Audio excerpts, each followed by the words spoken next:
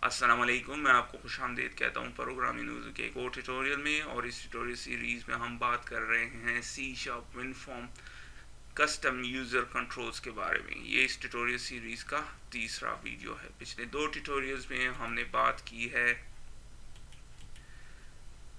कि हम किस तरह विनफॉर्म यूज़र कंट्रोल क्रिएट कर सकते हैं, और हमने एक सिनेरियो में एक डेट टेक्स्ट बॉक्स क्रिएट किया या डेवलप किया, और ये बेस्ड है एक एग्जिस्टिंग टेक्स्ट बॉक्स कंट्रोल पे। इसके अलावा हमने पिछले दोनों वीडियोस में कुछ प्रॉपर्टीज़ भी ऐड की। इसके अलावा हमने उन प्रॉपर्टीज़ को कॉम्प्रिहेंसिवली यूज़ भी किया और कस्टमाइज़ किया। चूँकि हमारा ये नया कंट्रोल इनहेरेंट होता है, बेस्ड है टेक्स्ट बॉक्स कंट्रोल से, तो इसमें कुछ प्रॉपर्टीज़ ऐसी भी हैं, क्योंकि जब आप इनहेरिट करते हैं एक क्लास से दूसरा क्लास, तो फिर वो उसकी जो सारी प्रॉपर्टी है वो इस नए क्लास में आ जाती है। तो कुछ प्रॉपर्टीज़ ऐसी हैं टेक्स्ट बॉक्स की जिनकी हमें इस न्यू टेक्स्ट बॉक्स में ज़रूरत नहीं होती या ज़रूरत नहीं पड़ती। तो इस केस के लिए हमें वो प्रॉपर्टीज़ को हाइड करना पड़ता है। फॉर एग्ज़ाम्पल, हमारे डेट वैलिडेशन कंट्रोल या डेट टेक्स्ट बॉक्स कंट्रोल में हमें इन दो प्रॉपर्टीज़ की ज़रूरत नहीं है, यूज़ सिस्टम पासवर्ड 4 और पासवर्ड 4। तो इन दोनों की हमें ज़रूरत नहीं है, हमें इनको हाइड करना है। तो किस तरह हाइड करेंगे?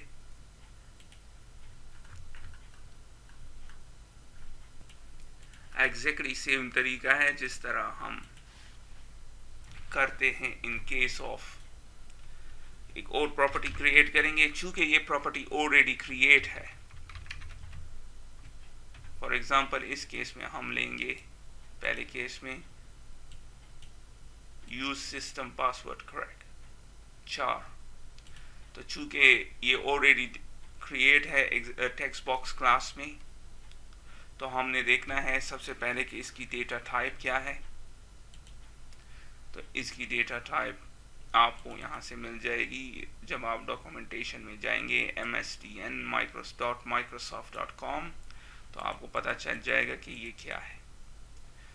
तो ये बोल है और ऑलरेडी है। यहाँ पे देखें कि यहाँ पे इसको ये वर्चुअल डिक्लेयर है इस टेक्स्ट बॉक्स क्लास में, या वैसे ही डिक्लेयर है। इस केस में ये वैसे ही डिक्लेयर है। तो अब हमें पता चल गया कि वर्चुअल भी नहीं है और वैसे ही डिक्लेयर है। तो हमने इसको, चूँकि वर्चुअल नहीं है, न्यू उससे पहले लिखना है, चूँकि बोल है और एग्जैक्टली सेम नाम वरना काम नहीं करेगा। यूज सिस्टम पासवर्ड 4, और जिस तरह हमने यहाँ पे गेट और सेट किया है, हमने करना है गेट। इस केस में रिटर्न करो किधर से? बेस कौन सा है? जिस बेस क्लास से। इस केस में बेस क्लास टेक्स्ट बॉक्स है। तो ऑटोमेटिकली ये जब आप बेस लिख देंगे तो अस्यूम कर देगा, और यूज सिस्टम, और हमने इसको रिटर्न करना है। और फिर सेट करते हैं base dot equals to value exactly same as जिस तरह हमने यहाँ पे किया है। एक चीज़ जो डिफरेंस है, दो चीज़ें डिफरेंट हैं, एक है न्यू और एक है ये बेस। तो आपने ये दोनों, बेस का मतलब है कि बेस से लो, क्योंकि यहाँ पे तो डिक्लेयर नहीं है। अब नेक्स्ट चीज़, अगर तो इस डॉक्यूमेंटेशन में ये यहाँ पे लिखा होता वर्चुअल, तो फिर आपने न्यू नहीं निकला, फिर आपने न्यू नहीं लिखना, फिर आपने लिखना है ओवरराइट। तो अगर वर्चुअल है तो फिर यहाँ पे आपको क्लियरली लिखा होगा डॉक्यूमेंटेशन में कि वर्चुअल है या नहीं है।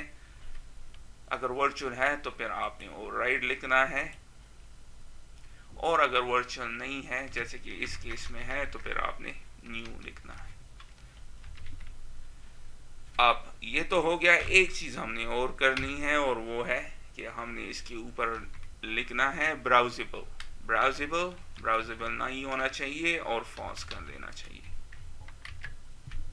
तो जैसे ही आप ये करेंगे, अब हम इसको सॉल्यूशन को दोबारा बिल्ड करते हैं, और अब आप यहाँ पे आएंगे तो आपको ये नज़र नहीं आएगा।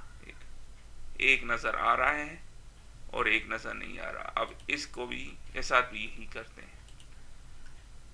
तो मैं इसके ऊपर कमेंट लिख देता हूँ, हाइड एनी प्रॉपर्टीज।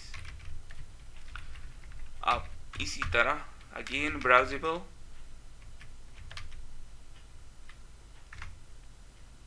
अभी नहीं आ रहा, स्क्वायर ब्रैकेट ब्राउजेबल फॉल्स, फॉल्स कर दो। पब्लिक, इसके केस में भी, इस दूसरे के केस में देखते हैं कि ये इसकी डेटा, तो चलते हैं और ये आपको यहाँ पे मिल जाएगा पासवर्ड चार प्रॉपर्टी। और जब ये यहाँ पे आएगा, अब आप देख रहे हैं कोई वर्चुअल नहीं है और करेक्टर है। तो किस तरह करेंगे अब इसको, करेक्टर और एग्जैक्टली सेम नाम, वरना काम नहीं करेगा। एग्जैक्टली सेम नाम होना चाहिए, get return base dot password char या पासवर्ड करेक्टर, और base dot password character equals to value. चलते हैं, बिफोर इसको बिल्ड करने से पहले आपको अभी नज़र आ रहा है, जब बिल्ड कर देंगे नई DLL, तो अब आप प्रॉपर्टीज में जाएं तो आपको नज़र नहीं आएगा। OP वो गायब हो गया यहाँ से। तो आपने देखा कि कितनी आसानी के साथ अगर हमने कोई प्रॉपर्टी रिमूव करनी है तो आप बड़ी आसानी के साथ कर सकते हैं। आपने सिर्फ ब्राउजेबल फॉल्स लिखना है, ब्राउजेबल फॉल्स। अगर तो वर्चुअल डिक्लेयर है ये प्रॉपर्टी एग्जिस्टिंग बेस क्लास में, तो फिर आपने ओवरराइड लिखना है। अगर वर्चुअल नहीं है तो फिर न्यू लिखना है, अदरवाइज इस कीवर्ड के बगैर ये काम नहीं करेगा। और इसके अलावा आपने लिखना है बेस डॉट और फिर वो प्रॉपर्टी, क्योंकि ये सिर्फ बेस क्लास में है। और इसी तरह यहाँ पे अब मैं इसको कोड में भी यूज कर सकता हूँ। आप देखते हैं, एक ऐड करते हैं एक बटन। आपके फॉर्म में अभी ये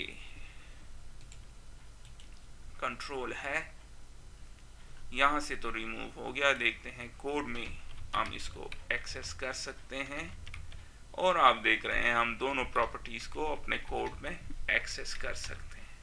तो इसको यहां से भी रिमूव करना है। जब आपने प्रॉपर्टीज से रिमूव कर दिया तो यहां से भी रिमूव करना है, वरना फिर लोग फिर भी इसको सेट कर सकेंगे, यूजर इसको, जो कि इस कंट्रोल को यूज करेंगे। जो डेवलपर्स जो हैं, जब वो इस कंट्रोल को यूज करेंगे तो उनको यहाँ पे नजर आएगा और वो उसको सेट कर देंगे, अगरचे हमने उसको हाइड कर दिया है अपनी प्रॉपर्टीज विंडोज से। तो जब प्रॉपर्टीज विंडोज से हाइड कर दें तो फिर एडिटर से भी, इंटेलिसेंस से भी इसको हाइड करना चाहिए। तो किस तरह करेंगे, फिर चलते हैं यहाँ पे और एक और एट्रीब्यूट सेट करते हैं, और इस दफा है एडिटर ब्राउजेबल। और आप देख रहे हैं ये है एडिटर ब्राउजेबल एट्रीब्यूट क्लास, और इसकी एक स्टेट प्रॉपर्टी है। तो क्या है, एडिटर ब्राउजेबल स्टेट। 3 इसके ये इनम है, तो 3 इसके टाइप्स हैं। तो मैं यूज करता हूं नेवर। ये ऑलवेज है, ये ऑलवेज इसको शो करेगा। और एडवांस है तो एडवांस पे नहीं चलते हैं, नेवर यूज करते हैं। और इसको भी मैं कर देता हूं, और editor browsable state dot never. So never है तो दैट्स इट। रन करते हैं, बिल्ड करते हैं सबसे पहले, और अब फिर जाते हैं अपनी कोड में, देखते हैं कि हम इसको ब्राउज कर सकते हैं या इंटेलिसेंस इसको शो करता है या नहीं। और आप देख रहे हैं स्टिल शो कर रहा है। अब ये कोई प्रॉब्लम नहीं है जब आप अपना कंट्रोल इस तरह टेस्ट करेंगे, चूंकि आप ये इस एग्जिस्टिंग प्रोजेक्ट में है तो ये इसको नज़र आ रहा है। तो इसको कि हमारा कोड काम कर रहा है, आपको एक और प्रोजेक्ट क्रिएट करना पड़ेगा। तो स्टार्ट करते हैं एक और विजुअल स्टूडियो और एक और प्रोजेक्ट बनाते हैं विनफॉर्म का। ओके, अब दो चीज़ें करनी है। हमने अपने अभी चूंकि वो सोल्यूशन इधर नहीं है ये वाला, तो अब आपको ये कंट्रोल यहाँ पे नज़र नहीं आएगा। आप देख रहे हैं यहाँ पे आपको नज़र नहीं आ रहा। तो किस तरह इसको इसमें ऐड करेंगे, बहुत आसान है। नीचे जाएं, जर्नल में राइट क्लिक कर दें, चूज आइटम्स, एक दफ़ा फिर करते हैं journal, right click, choose items, फिर उस लोकेशन में जाएं जहाँ पे ये कंट्रोल डेवलप हुआ है। इन मेरे कंप्यूटर पे ये डॉक्यूमेंट्स, विजुअल स्टूडियो, प्रोजेक्ट्स और माय फर्स्ट विनफॉर्म, बिन, डीबग, और यहाँ से, और ये यहाँ पे ऐड हो गया। अब आप इसको बिल्ड करने की कोशिश करें, सक्सेसफुल है। और ऐड करते हैं एक बटन को। अब देखते हैं कि ये काम करता है या नहीं।